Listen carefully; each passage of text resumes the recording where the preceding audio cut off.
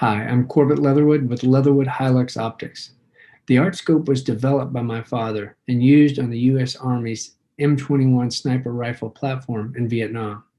The U.S. Army began training using the XM21 in 1968. This platform was used as the U.S. Army's primary sniper rifle platform until 1988. The M21 still saw service as recently as the Gulf War. Over the years, several iterations of the A.R.T scope have been created.